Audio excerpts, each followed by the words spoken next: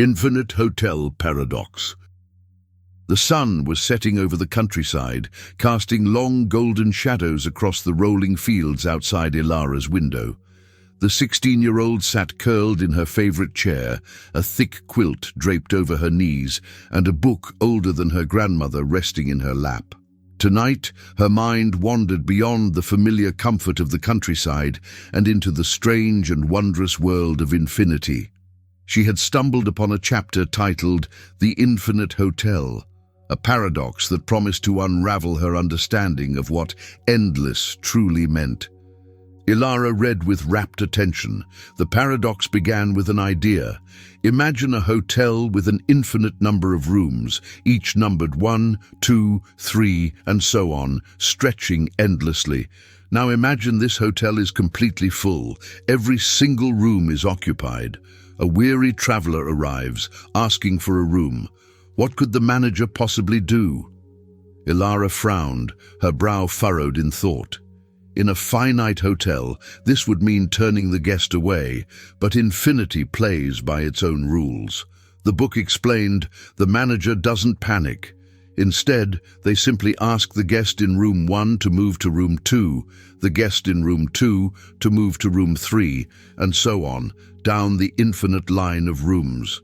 This small shift creates an opening in room 1 for the new traveler. Even though the hotel had been full, it somehow still had room. Elara closed the book for a moment, her gaze drifting to the stars beginning to twinkle outside. How strange, she thought. Infinity is so vast that it bends logic, stretching the very idea of what is possible. She opened the book again, eager for more. The paradox didn't stop there. What if a bus with infinite passengers arrived? Could the hotel accommodate them too? To her amazement, the answer was yes. The manager would simply move the guest in room 1 to room 2, the guest in room 2 to room 4, and so on, doubling each room number to leave every odd-numbered room vacant for the infinite busload of new arrivals. Elara laughed softly to herself, marveling at the sheer absurdity of it all. Infinity wasn't just big, it was endlessly creative.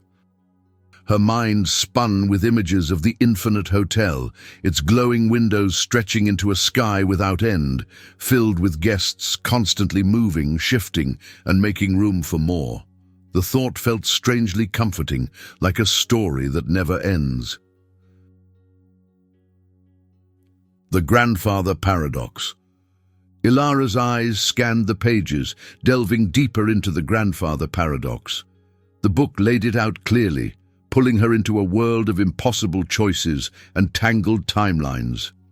The paradox begins with a time traveler venturing into the past. Suppose they travel back far enough to encounter their grandfather before he meets their grandmother. What if, through some action, whether deliberate or accidental, they prevent that meeting?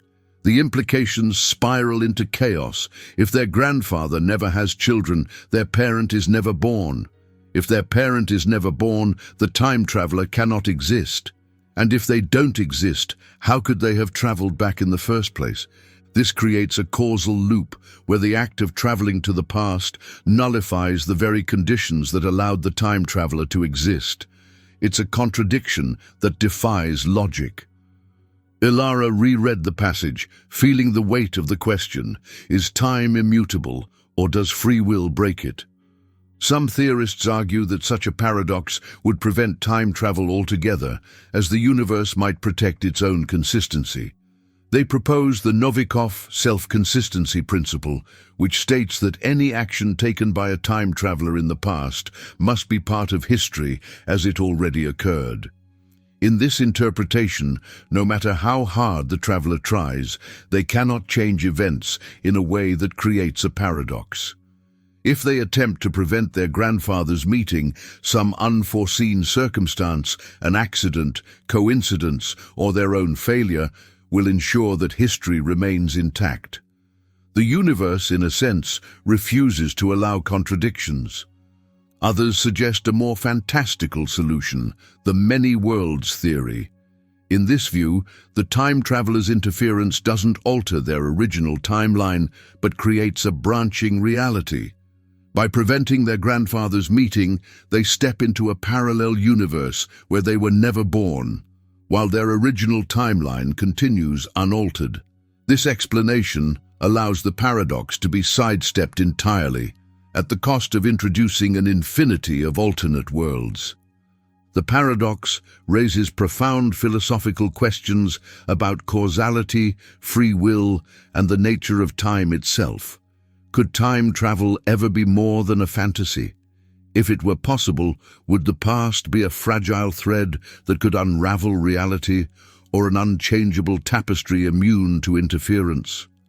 The paradox doesn't just challenge physics, it challenges the very idea of cause and effect. Elara lingered on the final sentences of the chapter, marveling at how such a simple story, a meeting not happening, a time traveler existing or not, could spiral into such profound complexities. The grandfather paradox wasn't just a riddle, it was a window into the vast, strange universe of ideas, a puzzle that refused to be solved but invited endless exploration. The liar's paradox. Elara flipped the page and found herself face to face with another enigma, the liar's paradox. Unlike the sprawling thought experiments of infinity or time travel, this paradox was deceptively simple, yet equally maddening. It was captured in a single sentence: "This statement is false." At first glance, the statement seemed almost trivial, but as Elara thought about it, she realized it was anything but. If the statement is true, then what it says must be true, that it is false. But if it is false, then it cannot be false, because the statement claims it is false. Her mind twisted itself in knots trying to resolve it. The statement existed in a perpetual loop, caught between truth and falsehood with no way out. The paradox, she read, has puzzled philosophers and logicians for centuries. It challenges the very foundations of language and logic, questioning whether every statement can be neatly classified as true or false. In everyday life, people rely on this binary understanding to make sense of the world. But the liar's paradox defies that simplicity, revealing cracks in the framework of thought itself. Elara explored further examples. A classic version involves a man from Crete declaring, "All Cretans are liars." If he's telling the truth, then as a Cretan, he must also be lying, making his statement false. But if he's lying, then not all Cretans are liars, meaning his statement could be true. Another example involved the card game, where one side of a card reads, "The statement on the other side of this card is true," while the reverse side reads, "The statement on the other side of this card is false." The circular nature of these statements forces the mind into an infinite loop, like a mirror reflecting itself endlessly. The book explained that the liar's paradox isn't just a playful riddle, it has profound implications. In mathematics and logic, such paradoxes highlight the limitations of formal systems, as shown in Kurt Gödel's incompleteness theorems. Gödel demonstrated that any sufficiently complex system of logic would contain statements that are true but cannot be proven within the system, or paradoxes like this one, which defy categorization altogether. Elara leaned back, staring at the ceiling as the paradox unraveled in her thoughts. Was the problem with the statement itself, or was it with the human desire to classify things so rigidly? Maybe truth wasn't always a matter of black and white. The paradox didn't offer answers, but like the ones before it, it opened a doorway to a deeper understanding, or perhaps a deeper confusion. She smiled faintly, the paradox echoing in her mind like a riddle whispered by the universe. There was something comforting about its unresolvability, a reminder that not everything needs to be solved. Some mysteries, she thought, are meant to remain enigmas, existing not for answers, but to inspire endless wonder. The Raven Paradox. Elara turned the page again, her curiosity insatiable, and discovered a new puzzle that promised to test her understanding of logic and evidence. The Raven Paradox. It began with a principle so familiar it seemed beyond question. If something is true, then evidence supporting it should confirm its truth. But as she read further, she realized this paradox would challenge even that simple assumption. The paradox was rooted in a statement: all ravens are black. To confirm this hypothesis, one must observe black ravens. Each time a black raven is spotted, it strengthens the claim. Simple enough, Elara thought. But then the paradox twisted the idea in an unexpected way. The statement, all ravens are black, is logically equivalent to all non-black things are not ravens. This means that observing anything non-black that is not a raven, say a green apple or a blue sky, should also provide evidence supporting the hypothesis. Elara blinked, her mind racing. If spotting a black raven confirms the hypothesis, how could spotting a green apple do the same? The logic held, but it felt deeply counterintuitive. The book illustrated this absurdity further. If she sat in her countryside garden and observed countless non-black objects that weren't ravens, a white daisy, a red wagon, a grey rock, each observation would theoretically confirm that all ravens are black, even though no ravens were involved. This strange result, the book explained, arises from the principles of deductive reasoning and the way evidence is treated in logic. The paradox was first posed by the philosopher Karl Hempel, who wanted to show how our intuitive understanding of evidence could lead to unexpected conclusions when examined rigorously. The paradox highlights the tension between logic and human intuition, exposing how concepts like evidence can be far more slippery than they seem. Elara thought about the implications. If evidence could come from such unrelated observations, how could anyone trust their reasoning about the world? She pictured herself walking through the fields, tallying daisies and stones as evidence for the color of ravens, and laughed softly at the absurdity. Yet, the paradox also hinted at something profound: the interconnectedness of everything. A hypothesis about ravens could involve apples, skies, or anything else in the universe, bound together by the strange rules of logic. As the chapter concluded, the book offered no resolution, only a reminder that paradoxes like these are valuable not because they are solvable, but because they stretch the mind. Elara let the thought settle like a mist over her thoughts, the raven paradox revealing a world where even the simplest truths could lead to infinite complexity. The potato paradox. Elara's eyes lit up as she found yet another paradox, this one surprisingly grounded in something as ordinary as potatoes. The simplicity of its premise made it seem harmless at first, but as she delved into it, she realized that the potato paradox was a perfect example of how mathematics could defy intuition. The paradox went like this. Imagine a farmer has 100 kilograms of potatoes, and these potatoes are 99% water by weight. The farmer decides to let them dry out, reducing their water content to 98%. How much do the potatoes now weigh? Elara paused, expecting the answer to be a small change, perhaps 99 or 98 kilograms. But as the math unfolded, she was stunned to discover the new weight would be 50 kilograms. How could losing just 1% of water cut the weight in half? The book explained it step by step. Initially, the potatoes were 99% water, meaning the remaining 1%, the solid matter, made up 1 kilogram. When the water content decreased to 98%, the solid matter still weighed 1 kilogram, but now it accounted for 2% of the total weight. To find the new total weight, the math required solving for 1 kilogram as 2% of the whole. The result was 50 kilograms. The paradox revealed a counterintuitive truth about proportions and percentages. The key wasn't the absolute amount of water lost, but the relative change in the balance between water and solids. The farmer had removed enough water to double the proportion of solid matter, drastically altering the total weight. Elara sat back, her mind whirring. The paradox wasn't about potatoes at all. It was about how easily intuition could lead someone astray when dealing with percentages. She imagined a farmer scratching his head in disbelief, watching his pile of potatoes shrink to half its size after drying. It was a perfect example of how the world often defied expectations, even in the most mundane scenarios. The book offered a final reflection.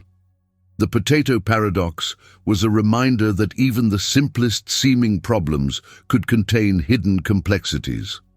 The universe, it seemed, was full of surprises, and mathematics was one of its most mischievous tricksters. Elara smiled as she turned the page, eager to see what other riddles the night had in store for her. The friendship paradox. Elara turned the page to find herself face to face with the friendship paradox. Unlike the previous paradoxes, which played with infinity, time, and mathematics, this one spoke of something deeply human: friendship.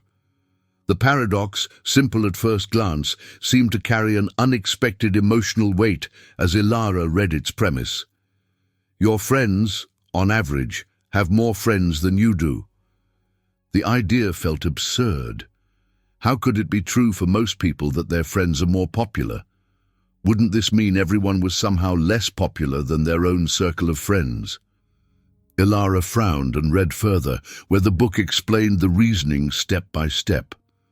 The paradox arises from the way networks are structured. Popular people, those with many friends, are more likely to appear in someone else's friend group. For example, if one person has only 2 friends while another has 20, the latter is far more likely to be a friend of someone chosen at random. This means that highly connected individuals skew the average number of friends when viewed from the perspective of others. It's a mathematical quirk of how relationships are distributed in a network. The paradox holds in social networks, classrooms, workplaces, and even online platforms. For instance, in a social media context, most users follow celebrities or influencers with millions of followers. As a result, the average friend count of the people they follow is far greater than their own. The paradox isn't personal. It's a statistical inevitability, a product of how connections spread unevenly. Elara leaned back, pondering its implications. The friendship paradox wasn't just a mathematical curiosity. It touched on something more profound. It explained why people often feel less connected or less successful when comparing themselves to others. The paradox could amplify feelings of inadequacy, even when someone was well connected in their own right. But the paradox had an unexpected silver lining. It reminded Elara that the way people see themselves in relation to others can often be distorted. The book suggested that understanding this paradox could help people reframe their self-perceptions, showing that such comparisons were rooted in the quirks of networks, not personal shortcomings. As she closed the chapter, Elara smiled softly, feeling a sense of connection to the invisible web of relationships that spanned the world. The friendship paradox wasn't just a riddle to solve. It was a gentle nudge to view oneself with more kindness, a reminder that even paradoxes can teach lessons about life. The birthday paradox. Elara's fascination deepened as she turned to yet another paradox, this one intriguingly titled The Birthday Paradox. Unlike the other paradoxes, this one revolved around probabilities and coincidences, and it promised to unveil the surprising nature of chance. The paradox began with a simple question. In a group of people, how many individuals need to be present for there to be at least a 50% chance that 2 of them share the same birthday? Elara guessed the answer might be quite large, perhaps 100 people or more. After all, there are 365 days in a year, and birthdays seem fairly spread out. To her astonishment, the book revealed the actual number, just 23. Elara furrowed her brow. How could a group so small have such a high likelihood of shared birthdays? The book explained the math behind the paradox. breaking it down step by step. The key was to calculate the probability of the opposite event, that no one in the group shares a birthday. For two people, the chance they don't share a birthday is straightforward, 364 out of 365. Adding a third person, the calculation becomes slightly trickier. The first two don't share a birthday, 364 out of 365, and the third person also has a different birthday, 363 out of 365. As the group grows, the probability of no shared birthday rapidly diminishes. By the time the group reaches 23 people, the likelihood of no shared birthdays drops below 50%, making the chance of at least one shared birthday greater than half. The paradox was a testament to the counterintuitive nature of probability. In a group of 23, there are 253 unique pairs of people, far more than Elara had initially considered. These pairs create overlapping possibilities for shared birthdays, making the probability climb much faster than intuition would suggest. Elara imagined herself in a crowded countryside gathering, surrounded by friends and neighbors. She pictured asking each person their birthday and marveling at how likely it was to find a match. The paradox, she realized, wasn't about birthdays at all. It was about how humans often underestimate the effects of overlapping probabilities. The book concluded by highlighting how this paradox had practical applications in fields like cryptography and data analysis, where understanding probability is crucial. But for Elara, the magic lay in the simplicity of it. A seemingly ordinary question about birthdays revealed a hidden truth about the way chance works in the world.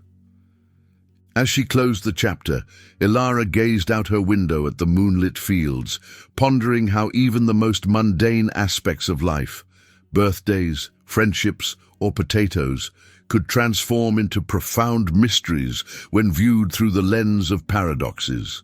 Somewhere out there, she thought, in the infinite complexities of the world, lay an endless number of riddles just waiting to be discovered. The paradox of the grain of millet.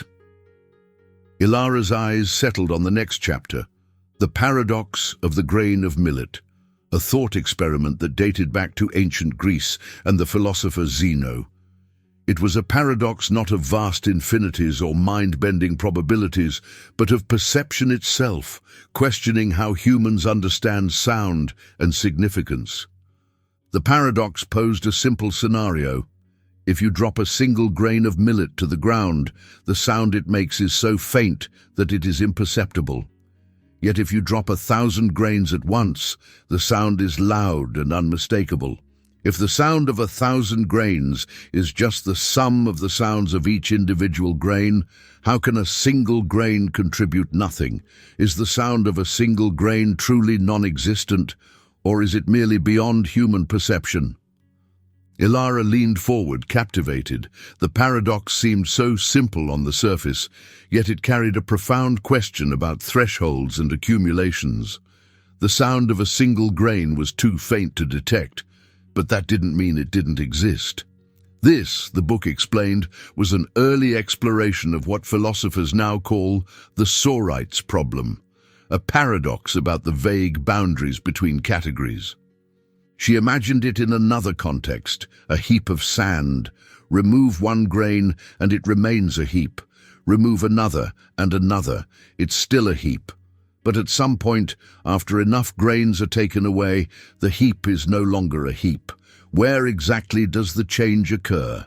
The paradox highlights the difficulty of defining precise boundaries in phenomena that are gradual and cumulative. The paradox of the grain of millet, the book suggested, invites reflection on the limits of human perception. Just because something is too small to notice doesn't mean it lacks significance. In fact, the world is full of things, sounds, actions, ideas that are individually imperceptible yet collectively transformative. Elara thought of the whispers of the wind, the drops of rain that feed the soil, or the moments in a day that seemed inconsequential but added up to shape a life. The paradox was a reminder that even the smallest things had power, their significance often hidden until viewed as part of a greater whole. Closing the chapter, Elara let the thought linger, how much of life, like the sound of a single grain, went unnoticed because it was too quiet to hear. It was a question without an answer, but that, she realized, was the beauty of it. The crocodile paradox. Elara's fingers turned the page with eager anticipation, and she found herself face to face with a riddle that was both strange and thought-provoking. The crocodile paradox. This paradox was a classic puzzle, one that blurred the lines between logic and intuition, and it began with a simple and bizarre scenario. A crocodile steals a child and promises to return the child if and only if the father correctly guesses what the crocodile will do. The father, of course, is desperate to get his child back and is racking his brain for the right answer. The paradox arises when the crocodile states, "If you guess that I will return your child, I will not."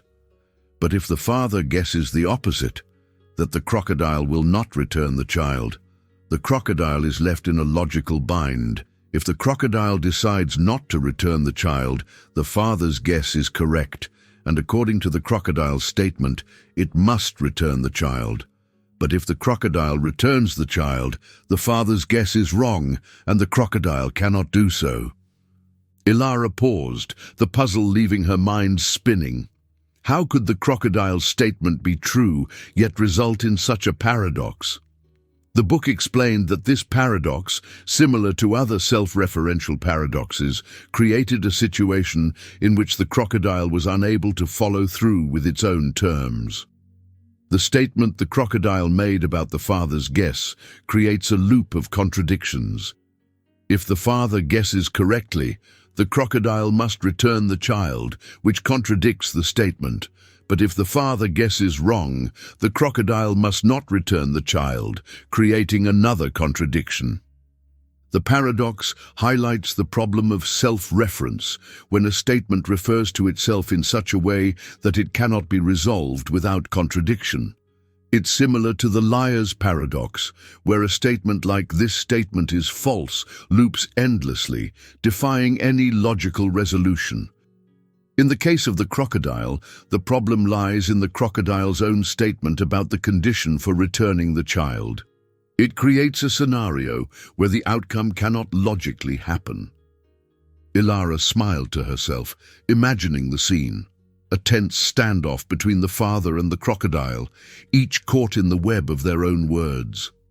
The paradox wasn't just a trick of logic. It was a reflection on how language and reasoning could lead us into traps of our own making. In a way, the crocodile paradox reminded her of how life itself sometimes felt. There were moments where the very rules we set for ourselves, the conditions we impose, could end up complicating or even undoing the outcomes we hoped for. It was a bit like trying to solve a puzzle that at its core could never truly be solved. The book closed with a final thought. The crocodile paradox, much like all paradoxes, was a mirror to the complexities and contradictions of life itself. In a world where logic and language were meant to provide clarity, the paradoxes showed how they could just as easily entangle us in confusion. Achilles and the tortoise. The final paradox Elara came across was one of the most famous, Achilles and the tortoise. It was a riddle posed by the ancient Greek philosopher Zeno, one of his paradoxes designed to challenge our understanding of motion and infinity. As Elara read, she found herself swept into the simplicity and the deep implications of the thought experiment. The paradox starts with a race between Achilles, the great hero known for his speed, and a tortoise, notoriously slow.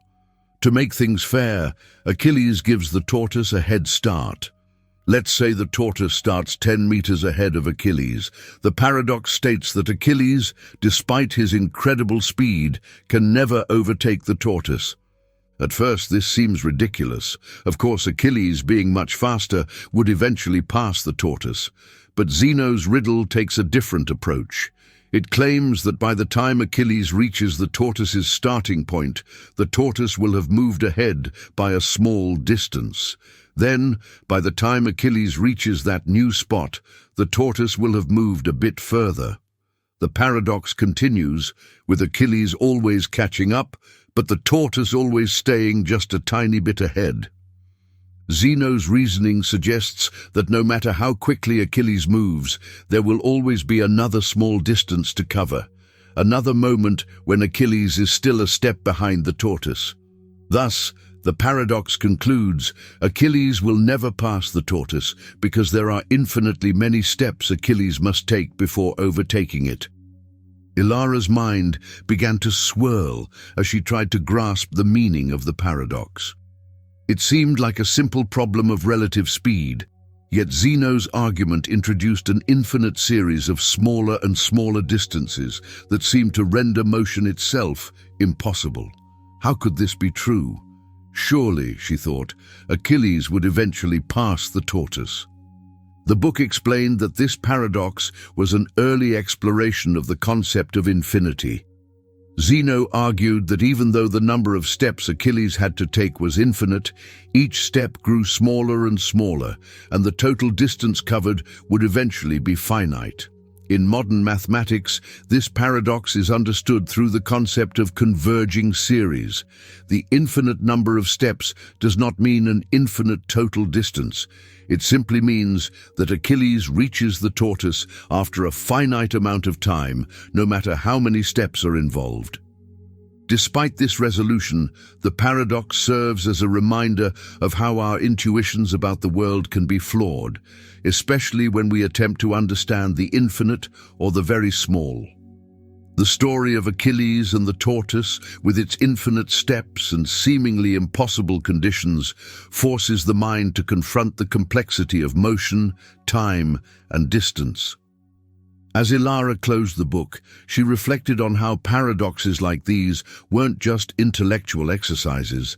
They were windows into the strange, subtle ways that the universe worked. Each paradox, from the grain of millet to the crocodile, from the birthday paradox to this one, invited her to see the world from a new perspective. They showed her that even the simplest truths could contain layers of complexity waiting to be uncovered. And so, in the quiet of her countryside home, Elara allowed her thoughts to drift into the calm uncertainty of paradoxes, knowing that sometimes the most profound mysteries weren't about finding answers, but about learning to live with the questions. Thanks for watching. Don't forget to like and subscribe.